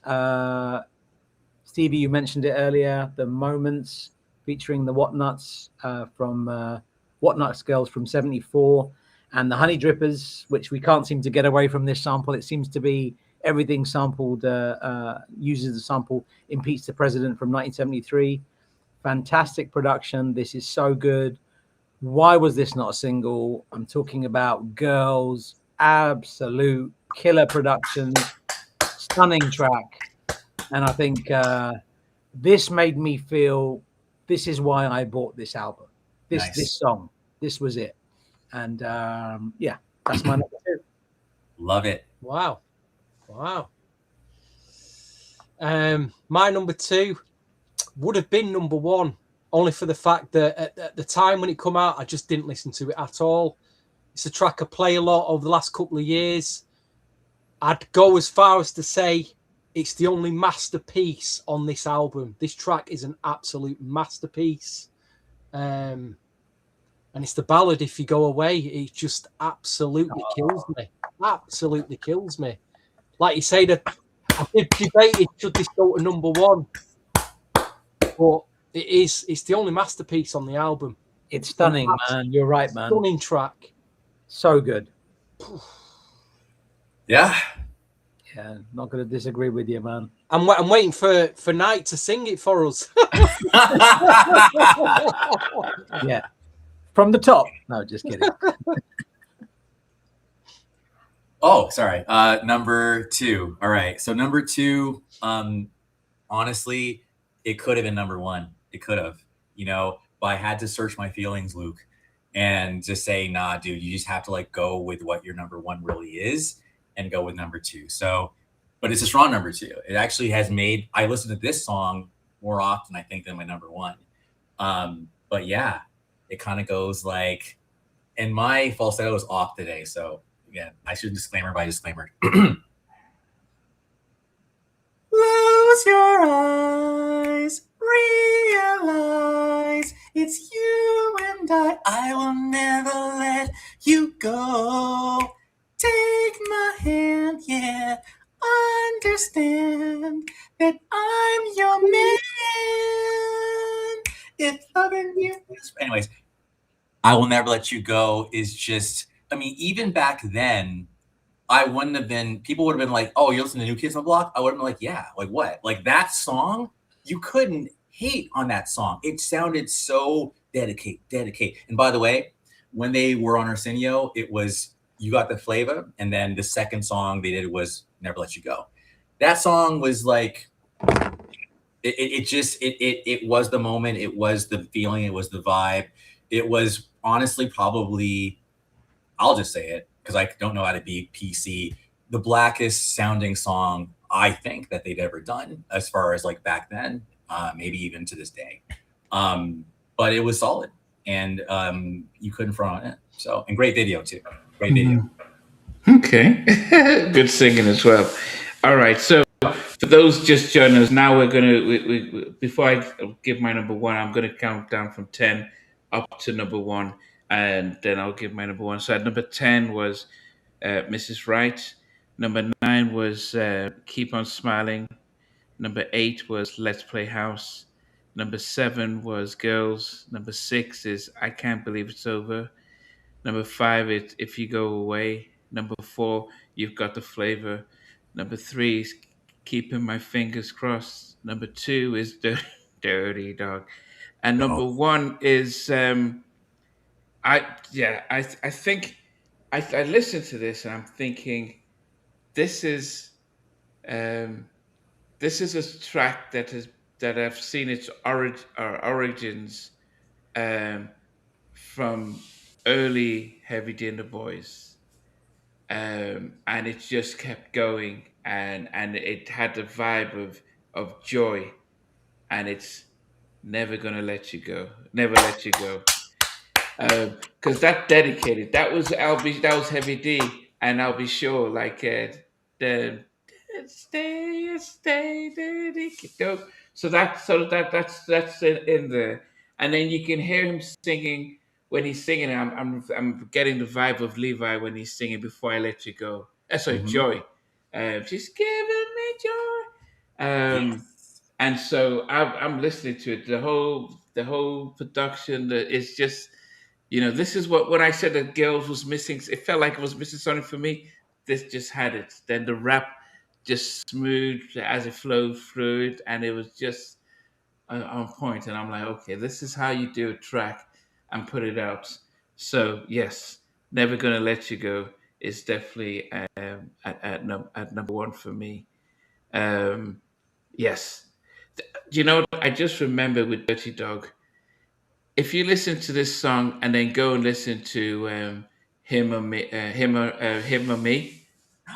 Yes, yes, dude. Thank you for that. Thank you. No, dude. Sorry, I got excited. No, I remember listening to Him or Me and going, "This sounds like da da da da da da da da." Yes, dude. Yeah. Yes. Wow. Choose a company, and then that's the whole flavor. So Dirty Dog. So I thought it was like, did Teddy do this? But yeah, if that so that was I forgot to mention because I listened to it, I could hear Bob's stuff. So if you listen to two songs, but never never let I've you go. always thought that, but never remember to say anything. So thank you for that. Yeah. Wow, I didn't know that connection. I didn't think of that connection. Yes. But when you said it out loud, I'm like, okay, wow. It's totally there. Totally. It's okay. Yeah, so that's my top 10. But as I said, the album was better than I thought. Hidden gems, but Never Let You Go. Definitely a vibe. And as I said, I didn't give these kids much any respect because I just thought that they were on the tail of an audition. But listening to this, even I have not really, I had to appreciate them that they love what they're doing, and beautiful tracks. Up to you, Vee. Right. So from 10 down to 1. My number 10 was You Got the Flavor. Number 9, I Can't Believe It's Over. Number 8, Since You Walked Into My Life. Number 7, Keep On Smiling. Number 6, Dogapella. Number 5, Keep My Fingers Crossed. Number 4, Mrs. Right. Number 3, If You Go Away. Number 2, Girls. And number 1's already been mentioned by Namdi there. It's Never Let You Go. Amazing song. What can I say? This is a Teddy Riley and Leon Sylvers masterpiece. I think the way everything about this song just fits together. The same co-writers on this as Girls. You've got Teddy, Mark O'Reilly, Leon Sylvers, and Antoine Dickey. I think the production is phenomenal. Perfect production and melody. Could easily have been a song on Blackstreet's album. I think this could have been something. Levi, yeah, I could just see. I just felt Levi would have sang it and stuff. Yeah. And the only question I have for this song is why was it not a greater success? Because it has all of the ingredients to have done really well. It was the third single, and I think by this time Sony just thought, let's not put any more money in it. And I just think it was a fan base thing. I think their fan base was listening to grunge with a little bit of gangster rap, and that's it. Like, we were checking for Jodeci and everything else, so it was a very thin line that they couldn't appeal to. But in my head, though, I also could see Kyle West doing a remix of it with that kind of like like Night and Day, like a Night and Day style clothing for that song. But anyway, I might mess with AI and pull it off. But man, I'm glad that both of you guys gave that song love because it was a number one candidate for me. Yeah, it's a tough one because it's a tough one. Yeah, I'm very good song though. Never Let You Go. Very. It's hard to it's hard to argue that it's a great number one, really. And I believe there is another version of this album that exists out there. I think there's a different version of that particular song. I think a snippet was on YouTube some time ago. I don't know if it's there anymore, but this song, if there were remixes to this song, oh my God, it had the potential to, Yep. Stevie, what's yours? Number 10 was the intro, Face the Music. Number 9, I'll Still Be Loving You.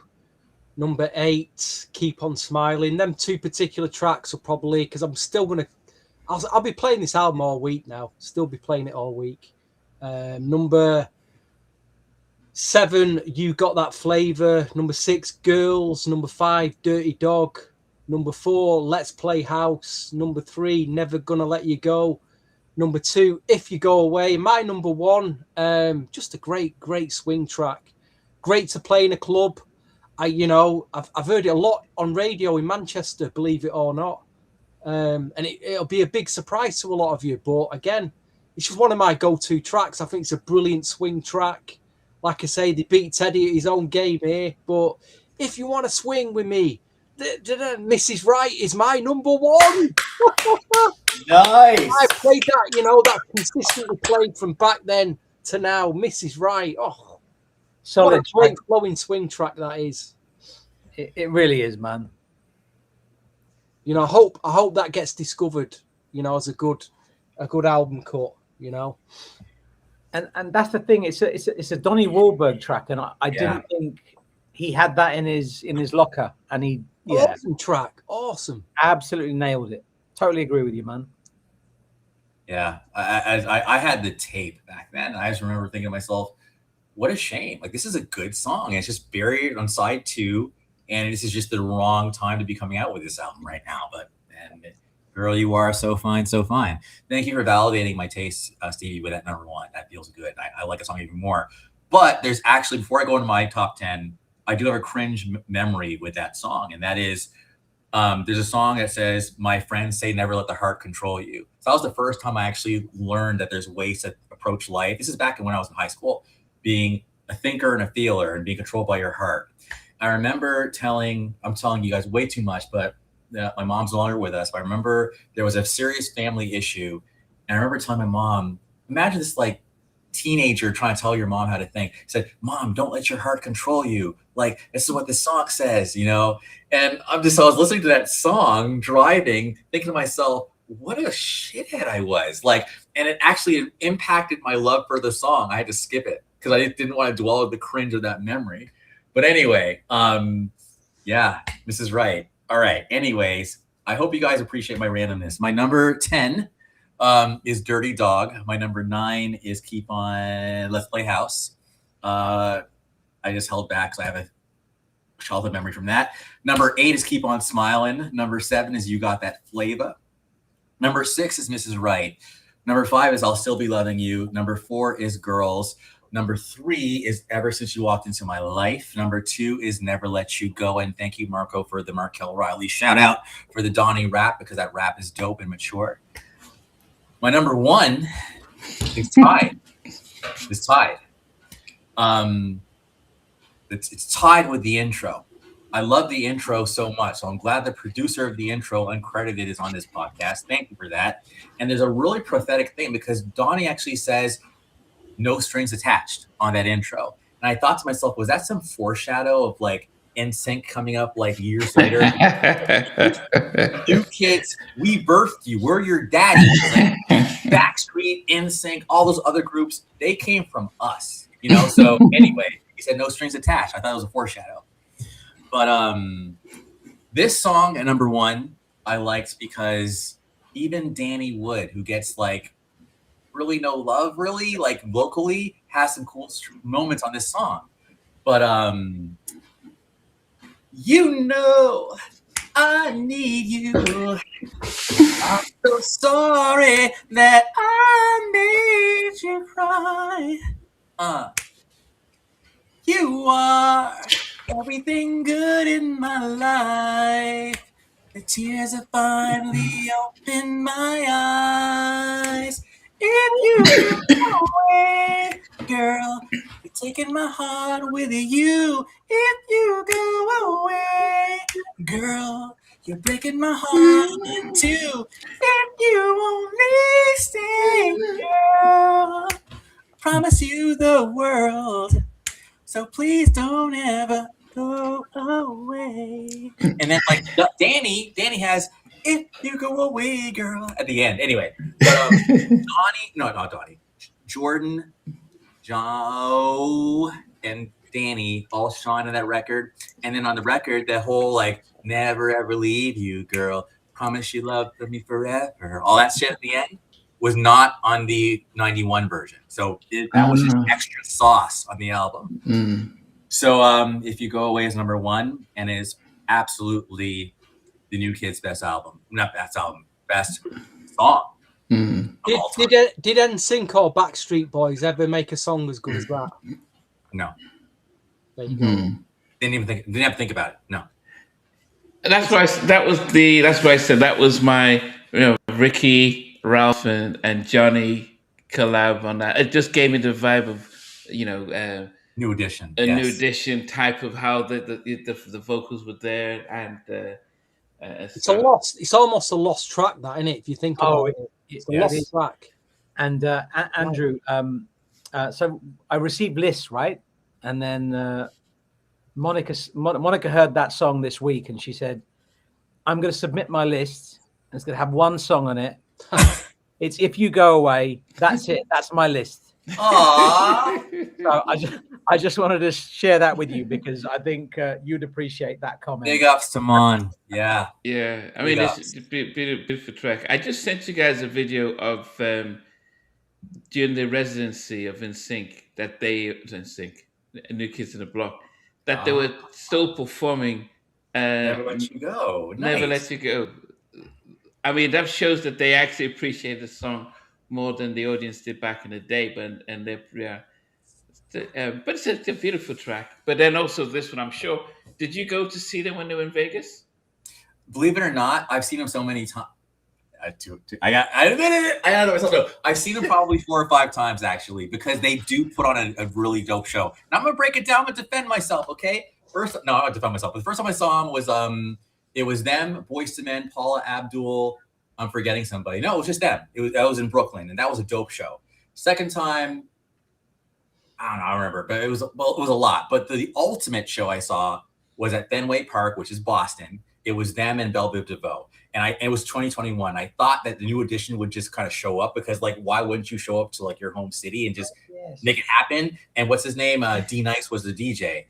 But Salt and Pepper, Naughty by Nature, Debbie Gibson. Anyway, all I say is after the Fenway show, I was like, I don't need to see anything else by them because nothing's gonna top that, So I skipped the Vegas residencies. The shows I did see, they actually did have a set. There was the Boyz II Men one in 2017. They did do Face the Music. So they did Dirty Dog. No, they did Dirty Dog. They did Never Let You Go. And they did, they must have done something else. No, maybe it was just those 2. Either way, the answer to your question is no, because it's like, I don't need to see anything else by them. But maybe I will, because it's my damn city. It's like literally 18-minute drive, like, to see them. But I've seen them enough times. Okay. Wow. What about master lists? What did you get, Pete? So from top to bottom, 15 through to 1, including the Dogapella. Number 15, it was on the album, on many albums. So it was, but number 15 is I'll Be Waiting. I know, Andrew, you really don't like that song, but the song is atrocious. Sorry, Danny. Should have been left off the album. But the production is a lot better than I remember it. That's all I'll say. That had production is good. Eric B and Rakim. Eric B is president from '87, and LL Cool J to the Break of Dawn from 1990. That was number 15. Hold on 1 second. 15. I'll Be Waiting. Number 14 was I Can't Believe It's Over. Number 13, Dogapella. Number 12, Keeping My Fingers Crossed. Number 11, Since You Walked Into My Life. Number 10, Let's Play House. Number 9, Intro, Face the Music. Number 8, and it's nice to see the intro crack the top 10. I just want to say that. Number 8, I'll Still Be Loving You. Number 7, You Got the Flavor. Number 6, Keep On Smiling. Number 5, Dirty Dog. Wow. Number 4, Girls. Wow. Number 3, Mrs. Right. Whoa. Number 2, If You Go Away. So we already know.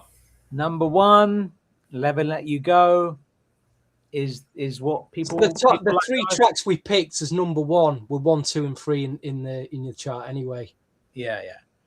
But on this occasion, Namdi, me and you win, bro. What's up? Yes. What's up, Yes. winner? I mean, really, in terms of like best songs, it is Never Gonna Let You Go versus If You Go Away. They're the two, song-wise, I think the best songs on the album. Yes. Easily the best songs. And obviously we're going to do, Namdi, what do you give the album out of 10? As out of a 10, I would give it an 8. BJ? For me, I'd give it a 6.5. I think that's a solid. It's a good album, isn't that? That's not like that's a B.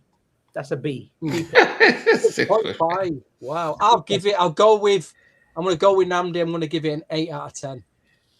Andrew, what are you saying?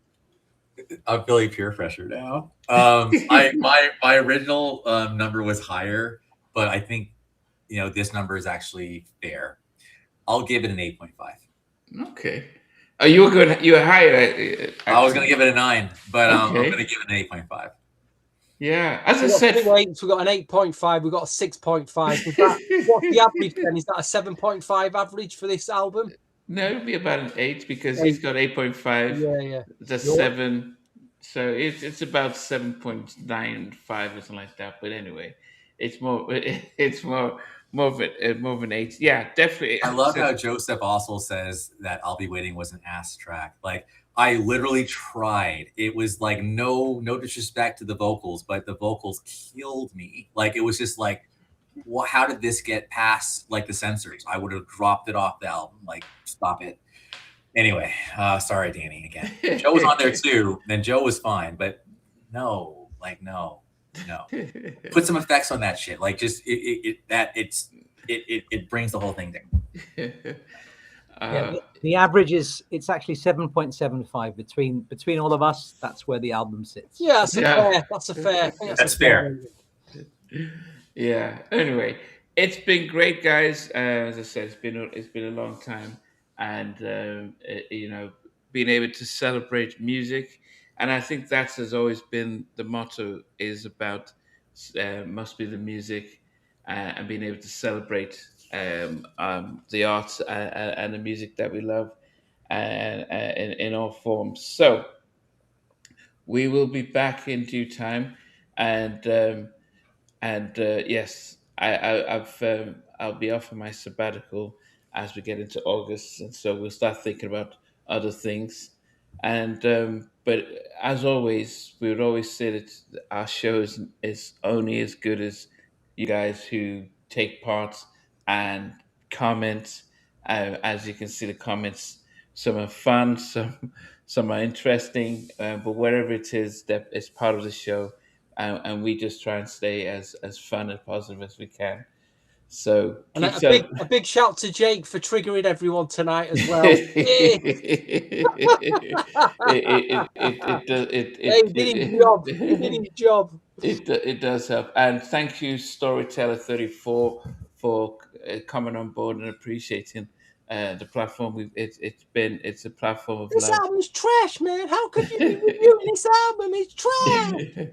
It's a platform of love and stuff. So, but anyway, hopefully before Andrew gets married. R&B. Who's that? Who's that John Knight looking like? We'll be back and we'll find something else to celebrate. So anyway, New Kids are in Europe right now. How timely! I'm sure they'll get to see this. You'd be surprised. Well, Yeah, you'd be surprised. I remember interviewing Rodney Darkchild, and Mary comes up on Fat Joe's podcast and says, "Yeah, Rodney recently said," and I'm like, "Okay." Either somebody showed it to her, but she's picked it, and then Brandy also picked up of when Rodney was talking about one of the tracks he did on Full Moon, and why she doesn't sing it anymore. So these people who watch, and so and we've been positive, so I'm sure we may get a call up. But Jordan, it was good that you could sit in with us today. Hey, look out for my new album. I'm recording a new album. Okay. Anyway, so we'll catch you guys, and as always, it's always been great, and keep celebrating the music. Take care. Hey guys, thanks for watching. Thanks for being a part of Halftime Chat. Please remember to subscribe, share, and comment. But most importantly, why don't you become a member of Halftime Chat? We've got amazing videos, amazing perks, and being able to support the channel. But anyway, thanks for watching. Take care. I never participated in that category. And somewhere in between. For even loving us, on which I didn't miss you with. What was it like growing up? She's still making an impact on 4 houses down. I have a couple of pieces. Trying to get this one and that one. That works for you, but just for me, No, okay, you're okay. They don't understand what Jonas boys are winning all spirits. play it. These guys, they all work together. I mean, I love all different